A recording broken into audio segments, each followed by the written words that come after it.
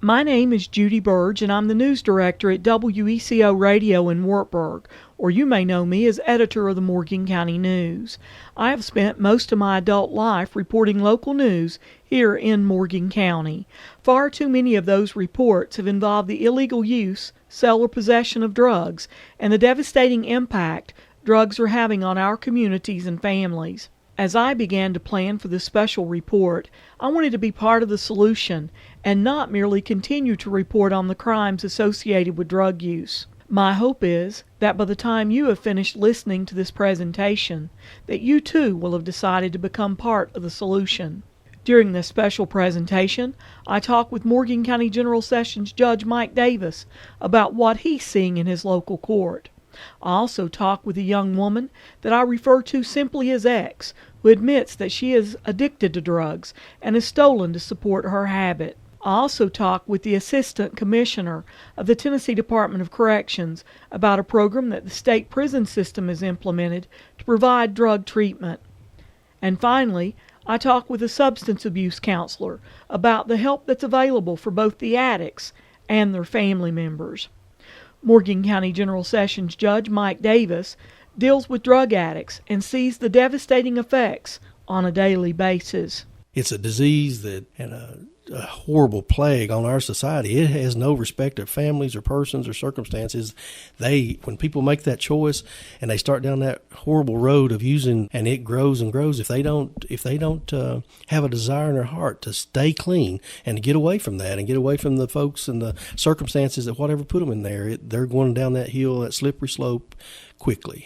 But it is absolutely no respecter of families. There are lots of good families that have come to my office and they've at their wits' end. They've tried to help the person in their family. Usually it's their parents coming talking about their adult child, and they've helped them as long as they could, give them, financially and otherwise. Then after they've given all they can, their family, usually it's their child, as I said, steal from them, steal from their siblings, steal from whomever to try to help keep that lifestyle going and to buy the drugs or to buy the product to make the drugs, and it just goes from there. I asked Judge Davis to comment on how bad the problem is here in Morgan County. Our caseload, going back to when I was first elected and took office September of 1998, we were done in a short order, and a few drug cases, obviously, and mostly DUIs and maybe some theft and assault charges. Now,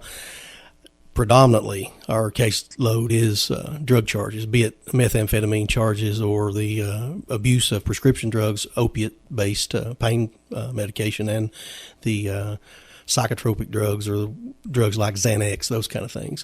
So drugs are, if it's not a drug charge itself, it's drug related in the sense of theft to purchase the product or the things to manufacture methamphetamine, or writing checks, stealing things from their families.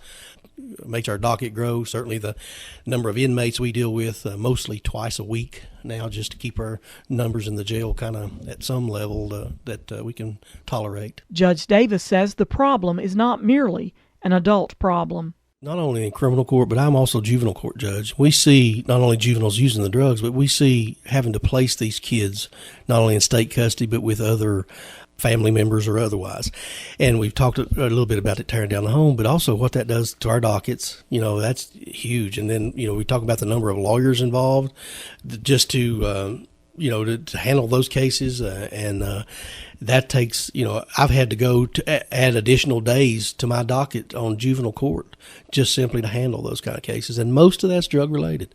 We try our best to jail those that need to be jailed, given the fact that we have only bed space for 46 people in our jail, 16 of which have to be women.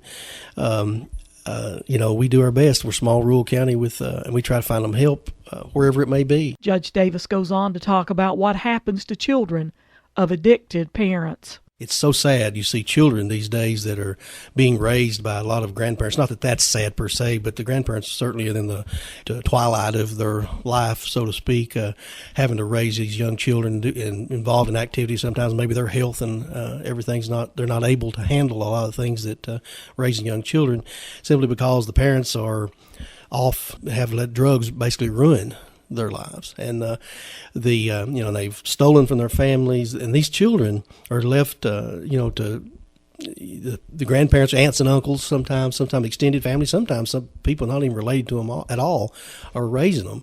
And they get them after the fact, after these children have been exposed to so much, and they've had to grow up. You're talking about very, very young. I mean, talking about grade school age children that are exposed to things that I never saw or thought of till I was, an adult. Finally, Judge Davis shares his views on where the solution to the drug abuse problem lies. I tell you, it takes a strong family.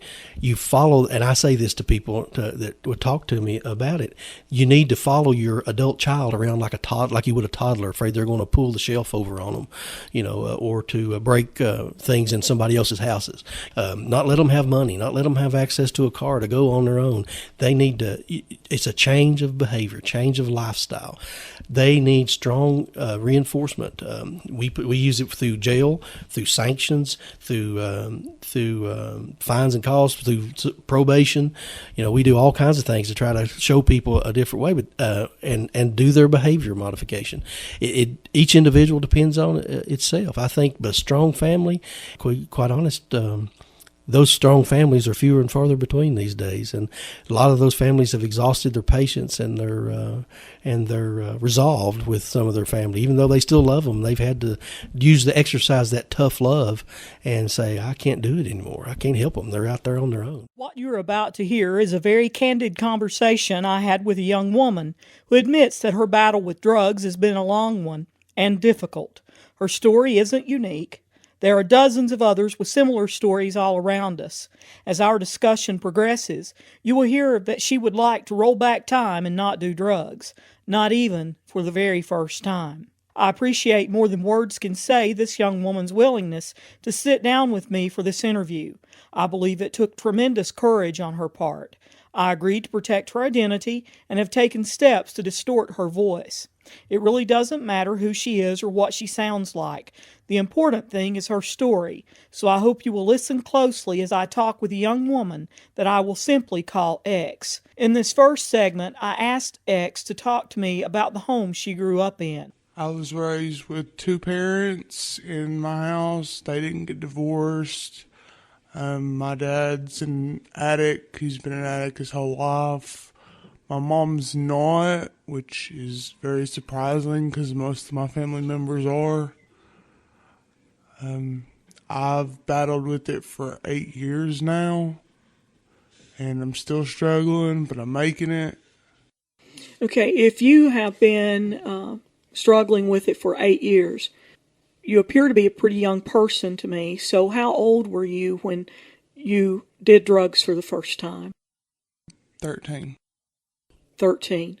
So you were a middle school age student. Were you able to complete high school and the requirements you needed to graduate? Yes, barely, but I did.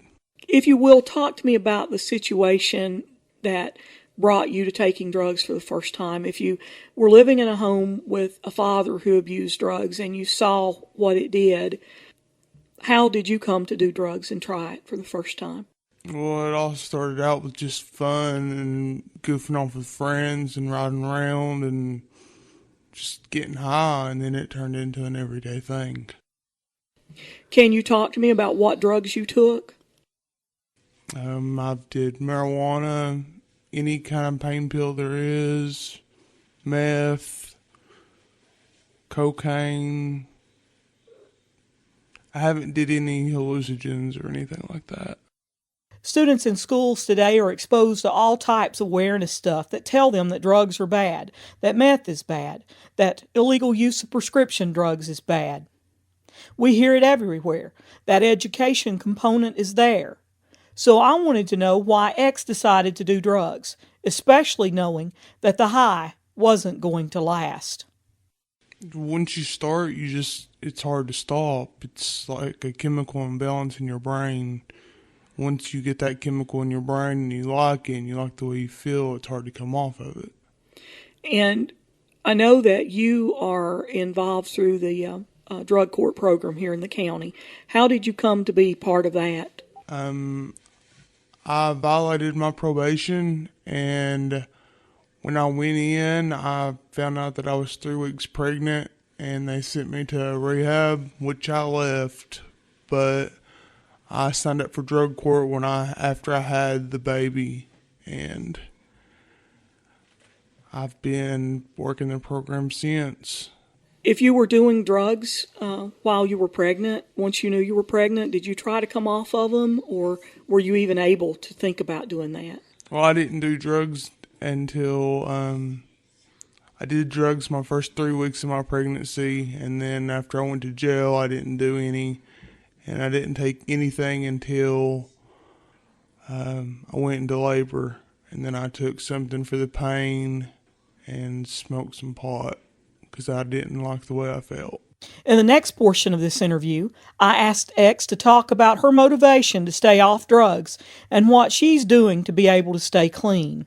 You have to get away from everybody that you run around with. You can't really associate with them. If you do, you can just talk to them on the phone. You can't go around them because they just remind you of what it was and how it was, and you just want to go back to it after that.